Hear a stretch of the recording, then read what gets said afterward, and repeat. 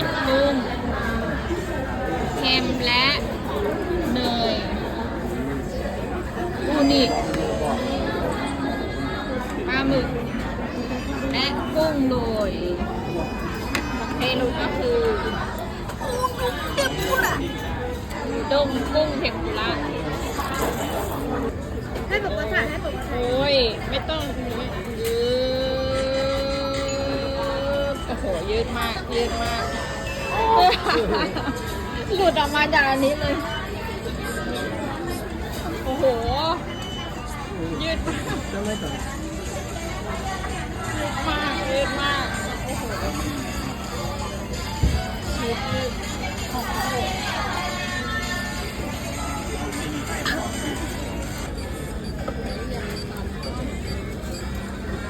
มิโซะเคียวและทอดรวมเทมปุระ